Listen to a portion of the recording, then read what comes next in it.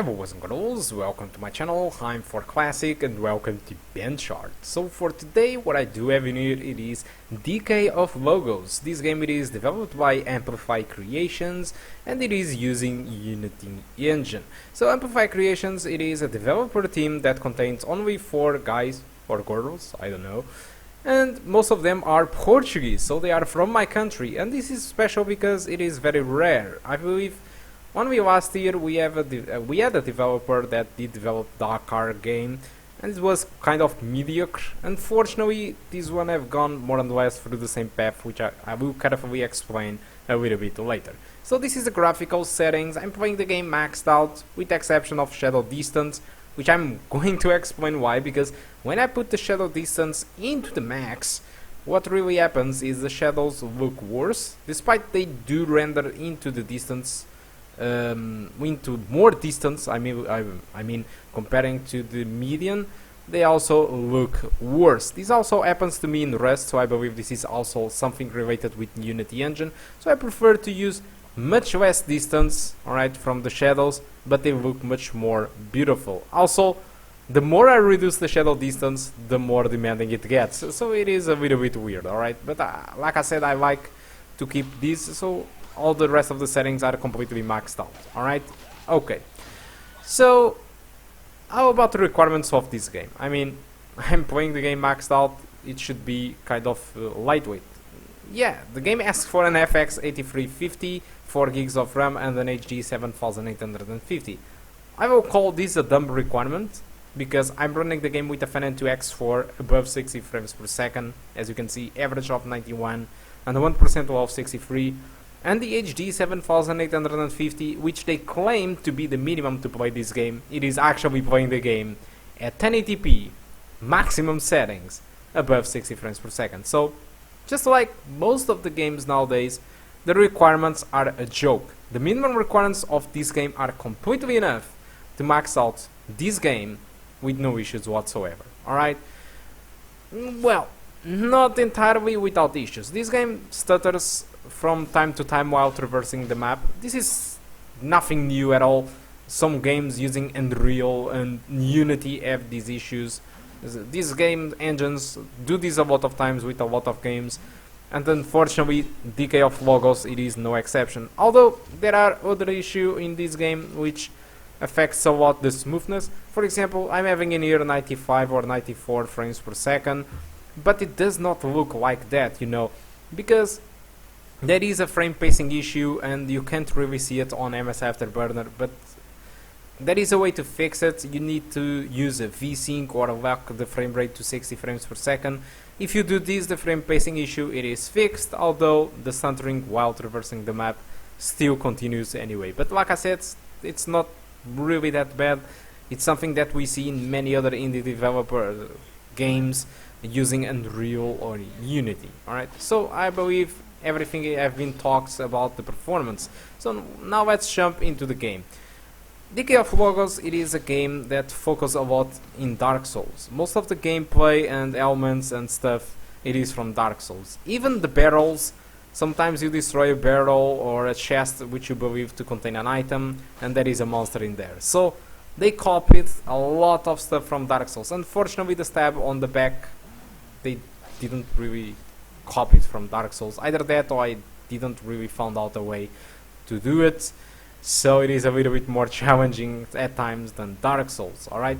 But like I said, this game it is pretty much just like Dark Souls, and it seems that instead of using that grim environment and dark from Dark Souls, which I actually love, it uses the visuals more and less as Zelda Breath of the Wild from Switch. So it is colorful, it is artistic and stylized, so it seems really good. It is not the type of game that is a Crysis or anything like it, but from a art style perspective it looks really good. So again, visuals and stuff like that, it is good, although even gameplay it is just like Dark Souls. That it is not as refined as Dark Souls. Alright, it feels sometimes more sluggish, and the lock on target and cameras it is not as good as Dark Souls, and you can actually notice that it is at first hard to adapt, the lack of stabbing the back and stuff like that. I died a lot of times because I'm really adept to Dark Souls games, and this one felt a little bit weird at first. It is not as refined, alright, but again, it was only 4 guys that have done this. But apart from that, I believe it is really good. The gameplay feels good, although there are some things where they really failed miserably, and one of them I actually didn't show in this video, unfortunately, but one of them, it is the mount. There is an elk in this game which you can mount, but there is no advantages in doing so, because the elk, it is as fast as you running, so there is no reason for you to use it. Also, it is hard to control as hell and buggy as hell too.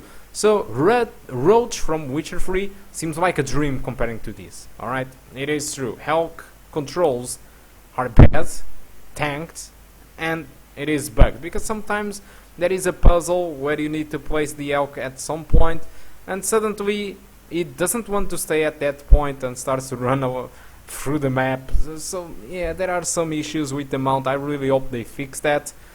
And also, apart from that, there are some very serious bugs that I did found yesterday. IGN review did found even more bugs that I did found, but most of them are very serious. Sometimes you just fall through the floor and die and stuff like that. But a big warning to you, because I was playing this game yesterday when I did found those bugs, alright? But today, when I turned on my PC, there was an update for this game of 1.1 gigabytes. And I've been having a hard time trying to replicate the bugs that I had yesterday, but it seems that they are not here anymore.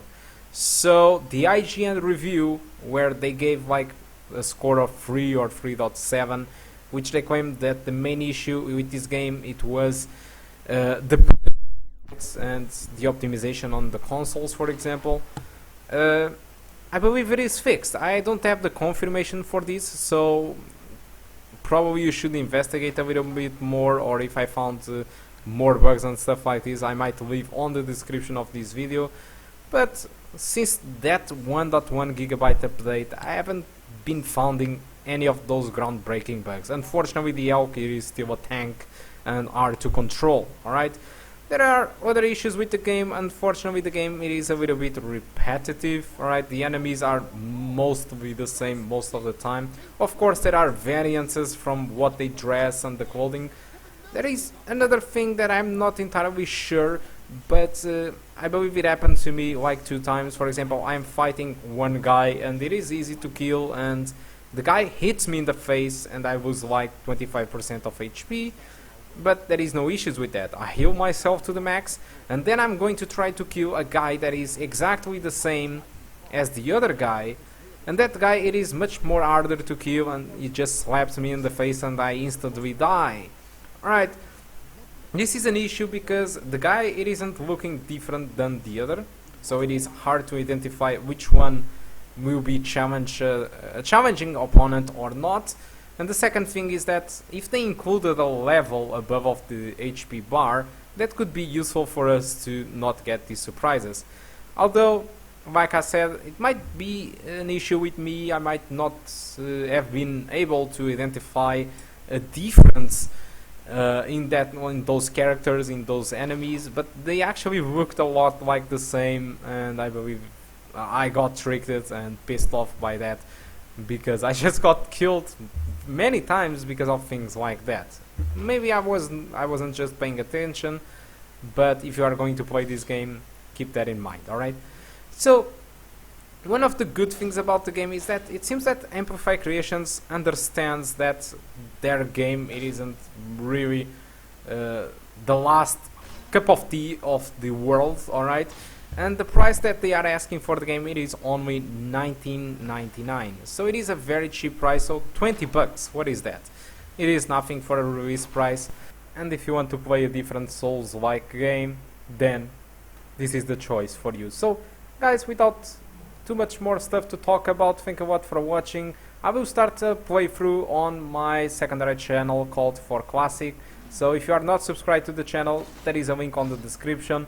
I probably will start to launch videos after Sunday, so just keep tuned if you want to see more about this game on my secondary channel. Also, I want to personally say thank you to the developers of this game and publishers to providing me a key for trying out the game. I want to say obrigado, a sério, muito obrigado pela oportunidade. I did said thank you for the opportunity. O melhor dos sucessos com as vendas, com o jogo, e acima de tudo continuem a corrigir bugs e, se possível, corrijam a jogabilidade do Elk, porque tirando disso, o vosso jogo está muito bom, independente do que a IGN tenha dito ou não, ok?